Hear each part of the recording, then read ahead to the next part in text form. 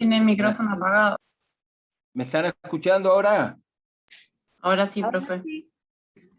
Bueno, ¿cómo están? Buenas tardes. Buenas tardes. Buenas tardes, profe. Bueno, yo en realidad no iba a venir a la clase hoy porque tengo un compromiso, tengo una consulta médica un poco más tarde, pero bueno, vamos a hacer, aunque sea media clase, como para ir avanzando con el último punto que tenemos, que es el punto 1 de la unidad 9, que habla de las resoluciones judiciales. De todas formas, tenemos una clase más el próximo jueves, ¿no? Después creo que viene el recuperatorio, el parcial el 6 de mayo, ¿puede ser?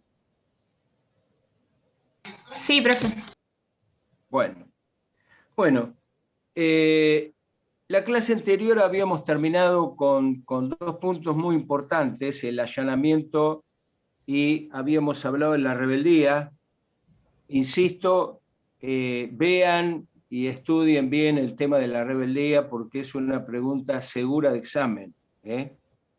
En particular lo que se pregunta es ¿qué es la rebeldía? También nos interesa que sepan cuáles son los requisitos para poder declarar a una de las partes como rebelde y fundamentalmente también vamos a preguntar en relación a los efectos que causa la rebeldía. Cuando hablamos de efectos, ustedes se acuerdan que habíamos conversado sobre los efectos en relación al proceso, los efectos en relación a las notificaciones, y también hablamos de los efectos en relación a las medidas cautelares o medidas precautorias. Así que eso ténganlo presente y estúdienlo. Bueno, hoy vamos a hablar, como dije, sobre el tema resoluciones judiciales. ¿Qué son las resoluciones judiciales?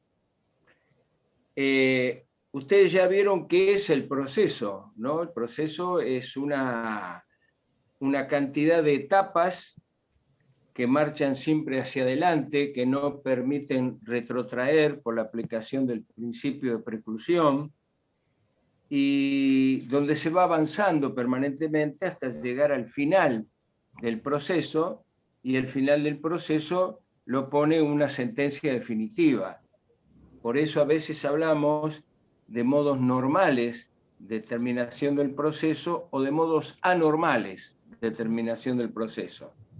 Los modos anormales de terminación de proceso, supongo que ustedes ya lo han visto, puede ser un desistimiento, una transacción, una conciliación, un allanamiento, y el modo normal de terminación de proceso es la sentencia definitiva. Pero en el curso del proceso, y al finalizar el proceso, el juez, como director del proceso, nos va proveyendo una serie de resoluciones o decisiones que hacen al progreso del proceso, que hacen al impulso del proceso y que lo preparan para la sentencia definitiva. Esas actitudes judiciales, esos comportamientos, esos proveídos, esos despachos, esas decisiones judiciales son precisamente lo que denominamos resoluciones judiciales.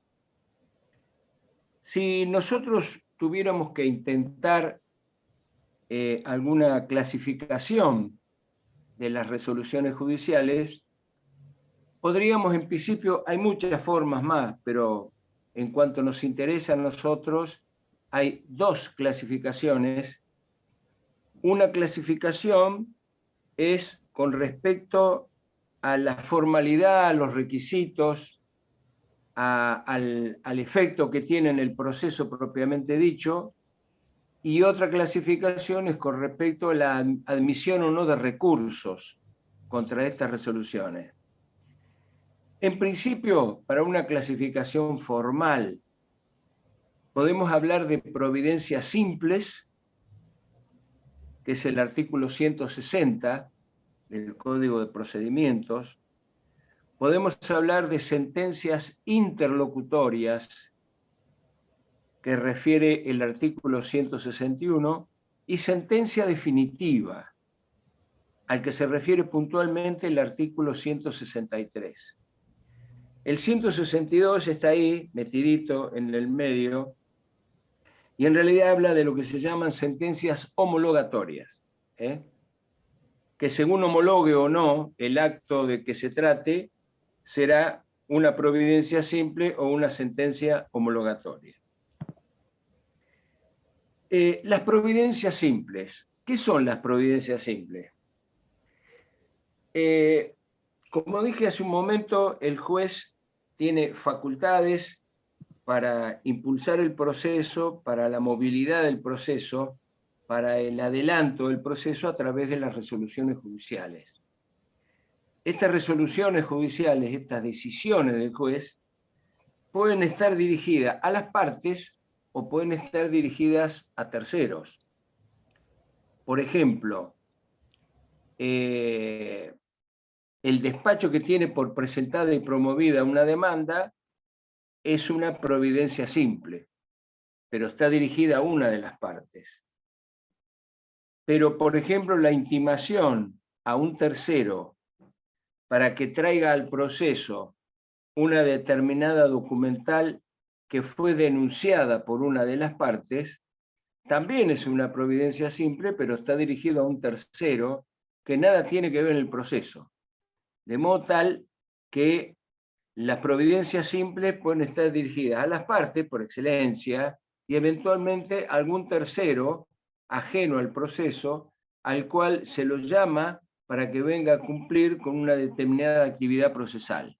Por ejemplo, como dije, traer una documental. ¿Qué es la providencia simple? La providencia simple es una resolución judicial, decimos, de mero trámite, porque en realidad la única finalidad que tiene es el impulso del proceso. Por lo tanto, es una providencia que no requiere ningún tipo de sustanciación. Es decir, no se resuelve ni se promueve ningún tipo de controversia o de litigio, y eso amerita una providencia simple. Por ejemplo, también puede haber una providencia simple dictada de oficio, precisamente porque como no requiere la participación bilateral de ambas partes, puede ser también dictada de oficio. Un ejemplo de providencia simple, que es aquella que solamente se limita a meros actos de ejecución. Es una providencia, es una resolución de mero trámite. Como dije, dirigida solamente a formalizar e impulsar el proceso. Para que se entienda, supongamos que una de las partes trae un escrito y le dice al juez: señor juez, acompaño una copia del oficio dirigido al Departamento de Habilitaciones del municipio de General Pueyrredón con su correspondiente cargo de entrada. Esto se da en el caso que yo hubiera ofrecido como prueba una prueba de informes. Entonces hay que librar un oficio. Cuando yo ese oficio lo he diligenciado, tengo que acreditar ese diligenciamiento en el expediente. ¿Y cómo lo hago? Trayendo la copia de ese oficio con el cargo de entrada que acredita que ese oficio fue ingresado en este caso, al municipio de General Pueyrredón, al Departamento de Habilitaciones. Pero esto es de mero trámite. Simplemente lo que le digo al juez es que traigo y pongo a su disposición el oficio dirigido al municipio de General Pueyrredón. ¿Y qué me va a despachar el juez? Me va a despachar una providencia simple, porque el juez, ¿qué va a decir? Téngase presente, agréguese. Esto simplemente impulsa el trámite del proceso, porque me está diciendo en su despacho, en su providencia simple, tengo presente lo que esta parte me está diciendo y además ordeno que la copia de ese oficio se agregue al expediente. Esto no termina generando ningún tipo de controversia entre las partes, absolutamente. Entonces, como dije, es de mero trámite. Solamente sirve para impulsar el proceso y en consecuencia no hay sustanciación. El juez no dice, del oficio presentado o de la copia presentada traslado a la contraria por el plazo de 5 días, porque no requiere sustanciación. Eso es una providencia simple, es de mero trámite. Por ejemplo, otra providencia simple sería el auto de apertura a prueba. El juez dice, atento lo solicitado por la parte actora, existiendo en autos hechos conducentes y controvertidos, ábrese la causa a prueba por el plazo de 40 días. Y acá no hay traslado tampoco. Simplemente se está impulsando el proceso. Por eso decimos entonces que es de mera ejecución o de mero trámite.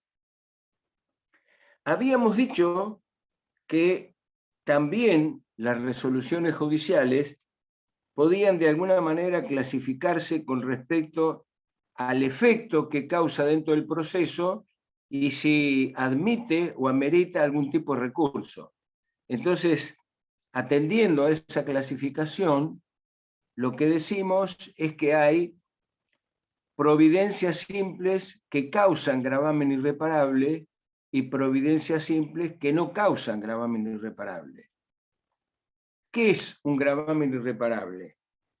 Un gravamen irreparable es un perjuicio, un daño para alguna de las partes, o para ambas partes, o para una, en favor de la otra, que no va a poder solucionarse con posterioridad, ni aún con el dictado de la sentencia definitiva. Reitero, un gravamen irreparable es un perjuicio o un daño que una resolución judicial, en este caso una providencia simple, puede causar a alguna de las partes. Y que ese daño, por eso se llama gravamen irreparable, no puede ser reparado con posterioridad, ni aún en la sentencia definitiva. Para que se entienda, les voy a dar un ejemplo. Supongamos que el juez resuelve declarar la cuestión como de puro derecho. Ustedes creo que ya han visto algo de prueba. Resuelve declarar la cuestión como de puro derecho porque dice, para mí es suficiente con las pruebas que están obrando en el expediente, la documental que se agregó. En consecuencia, no abro la causa a prueba y declaro la cuestión como de puro derecho. Esto podría eventualmente causarle un perjuicio a alguna de las partes, porque una de las partes puede decir, mire, señor juez, acá hay hechos que son conducentes y son controvertidos. Y el Código de Procedimiento, en su artículo 357 y siguiente, dice que cuando hay hechos conducentes y controvertidos, la causa se tiene que abrir a prueba. En consecuencia, si usted declara la cuestión como de puro derecho, a mí me causa un perjuicio porque me quita la propiedad, la facultad, la oportunidad de poder probar toda la prueba que ofrecí. Y esto puede causar un gravamen irreparable, porque si el juez no me hace lugar a esto, puede haber una sentencia definitiva que me hace perder el juicio. De modo que este gravamen no lo puedo solucionar ni aún con la sentencia definitiva. Bueno, eso es un gravamen irreparable, por ejemplo. Por ejemplo, cuando el juez resuelve un traslado de una demanda de un juicio sumario por 15 días, cuando corresponde 10. Me está poniendo a mí en una evidente desventaja. Y esto no lo voy a poder reparar después, ni aún con la sentencia definitiva. Entonces, esto es un gravamen irreparable. De modo entonces que aquellas providencias simples que causen un gravamen irreparable pueden ser objeto de recursos. Cualquier providencia que a mí me cause un gravamen puede ser objeto de un recurso de reposición o revocatoria, donde yo le pido al mismo juez que cambie esa resolución por contrario imperio. Por ejemplo, el traslado de la demanda, decirle, señor juez, usted ordenó un traslado por 15 días cuando corresponde 10, entonces interpongo una revocatoria. Pero también puedo interponer una revocatoria con apelación en subsidio, cuando esa providencia simple me pueda causar un gravamen irreparable, un daño irreparable. ¿Qué quiere decir esto? que interponga una revocatoria para que el propio juez cambie la resolución, o en su defecto, de no hacerme lugar a mi pedido, eventualmente esa providencia simple sea objeto de un recurso de apelación. Eso es una característica típica de este tipo de resoluciones, que son las providencias simples. Cuando hablamos de resoluciones judiciales, también las resoluciones judiciales en cualquiera de sus formas, sea una providencia simple, sea una sentencia interlocutoria, sea una sentencia definitiva, o sea simplemente una sentencia homologatoria, tienen algunos requisitos que les son comunes. Es decir, que van a estar presentes en todas ellas. Y otros requisitos que son propios, como por ejemplo los requisitos de la sentencia definitiva no están presentes en la sentencia homologatoria o en la providencia simple. O algunos requisitos de la sentencia interlocutoria no están presentes en la providencia simple. Pero hay algunos requisitos, que son 3, que son comunes a todas. Es decir, en cualquier caso se tienen que cumplir con estos requisitos. ¿Y cuáles son los requisitos? Los requisitos son 3. En principio, la indicación del lugar y fecha. Lugar y fecha. ¿Dónde se está dictando la resolución? El segundo requisito es la resolución propiamente dicha. Y el tercer requisito es la firma del juez. Es muy común en el examen que no sé por qué razón dicen que son 2. Dicen lugar y fecha y firma del juez. Y yo siempre les digo, bueno, pero ¿ahí qué es esto? Porque si no tiene resolución, estamos hablando de resoluciones judiciales. Entonces son 3. Lugar y fecha, Mar del Plata, abril 19 de 2021. La resolución, si es una providencia simple, por ejemplo, téngase presente y agréguese. Y finalmente, la firma del juez. Va de suyo que cuando hablamos la resolución tiene que ser por escrito, obviamente, ¿no? No puede haber una providencia simple de palabra, verbal. Las providencias, como todas las resoluciones judiciales, tienen que ser por escrito.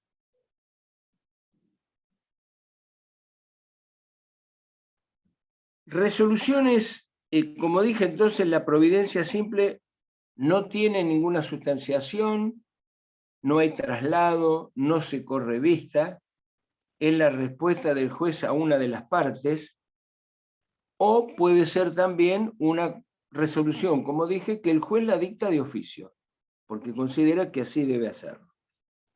Bueno, sentencias interlocutorias. Es el segundo tipo, o la segunda clase en esta clasificación, de las resoluciones judiciales.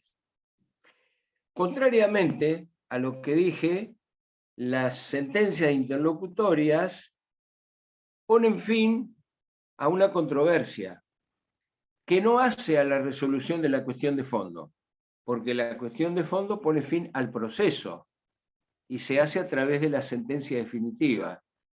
Acá lo que pone es fin a una controversia que surgió entre las partes en el curso del proceso.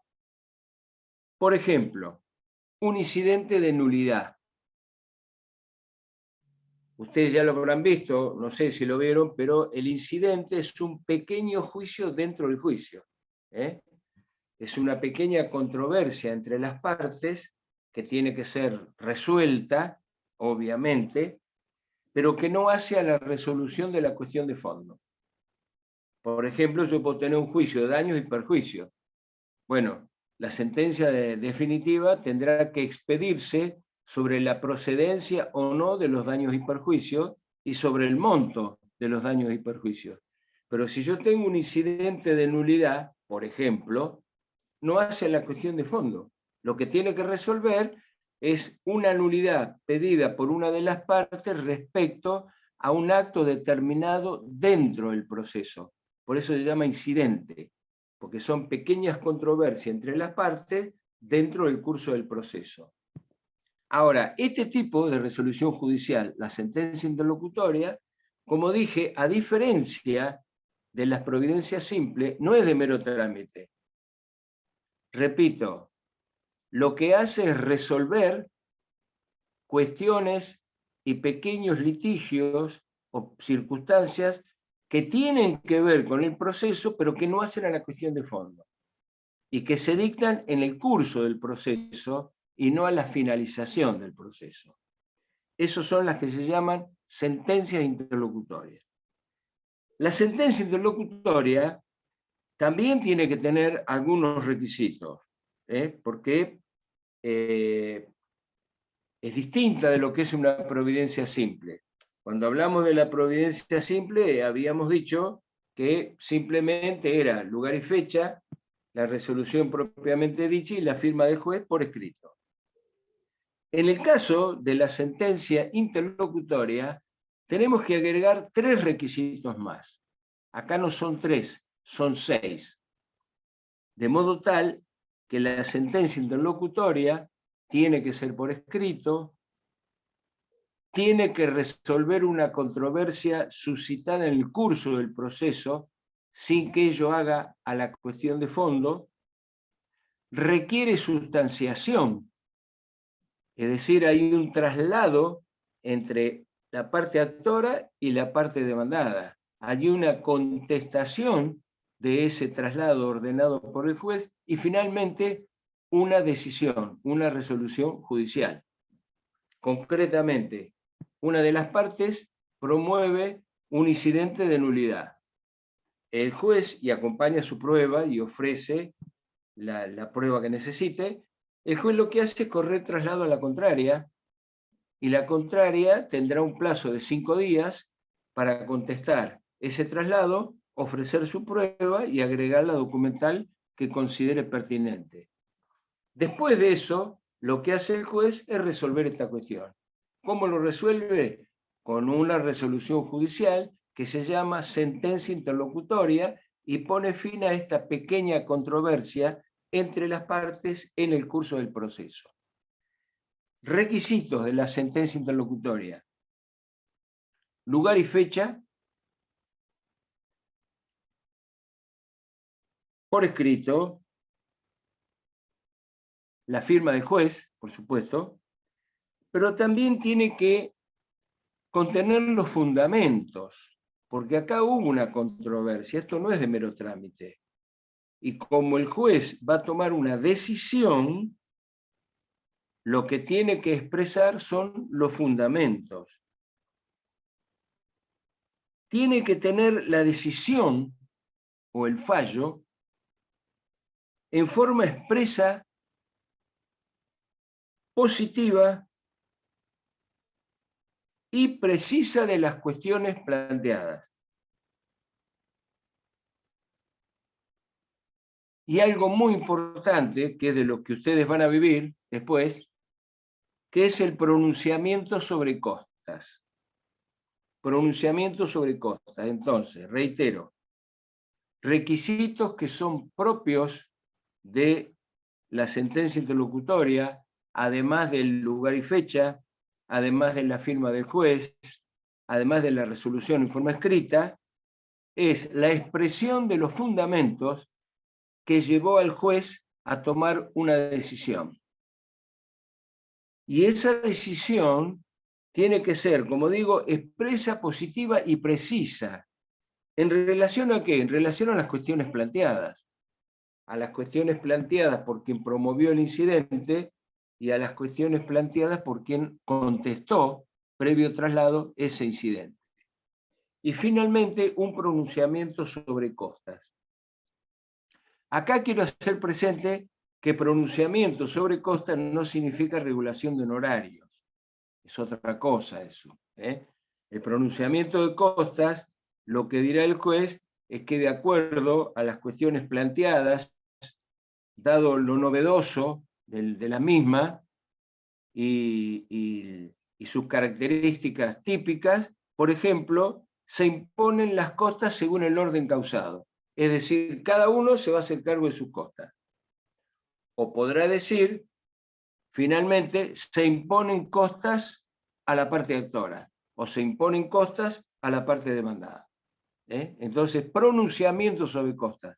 que no es regular los honorarios. Para regular honorarios, el juez tendrá que decir cuál es la base regulatoria, por qué entiende que esa es la base regulatoria, cuál es el porcentaje y finalmente cuáles son los honorarios que regula. El pronunciamiento sobre costa, reitero chicos, es simplemente decir, por tal o cual motivo las costas se imponen en el orden causado o se imponen a la parte actora o se imponen a la parte demandada.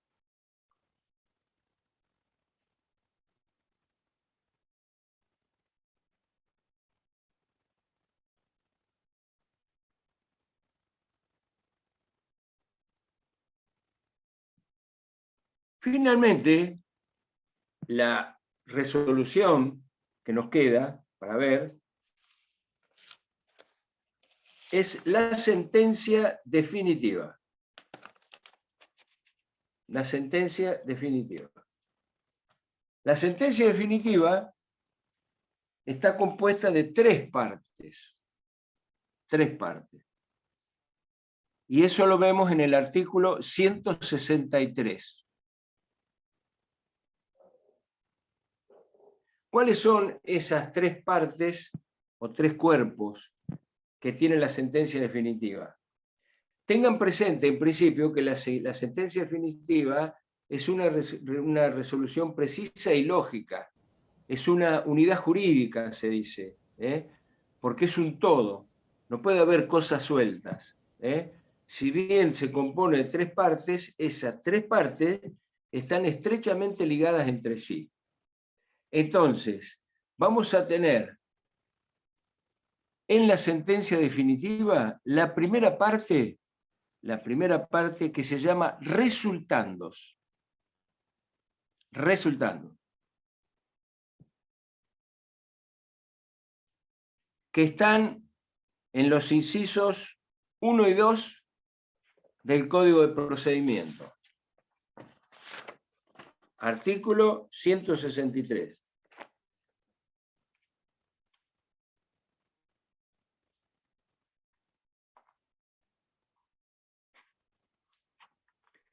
Una segunda parte del cuerpo de la sentencia, que son los considerandos.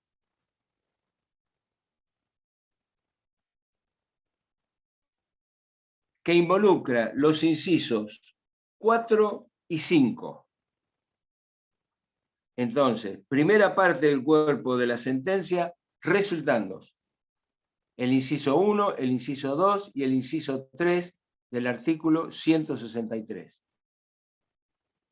Los considerandos, que son los incisos 4 y 5 del artículo 163, y finalmente del inciso 6 al inciso 9 es lo que se llama la parte dispositiva o el fallo. Parte dispositiva o el fallo.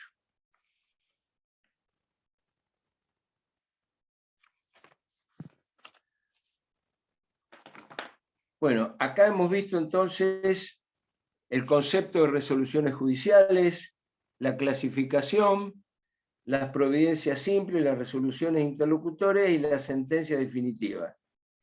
Hemos visto la diferencia que hay entre la providencia simple, que reitero, solamente requiere de tres requisitos: lugar y fecha, por escrito y la resolución propiamente dicha, y finalmente la firma del juez. La sentencia interlocutoria, que ya tiene más requisitos, porque a eso también hay que agregar los fundamentos, la decisión en forma expresa, positiva y precisa de las cuestiones que se han planteado y que hacen a esa sentencia, y finalmente el pronunciamiento sobre costas. Y la sentencia definitiva, que como dije, es una unidad jurídica toda, es un conjunto que se debe tomar como un todo, que está en el artículo 163 y que contiene 9 incisos. Como dije, el inciso 1, 2 y 3 son los resultandos.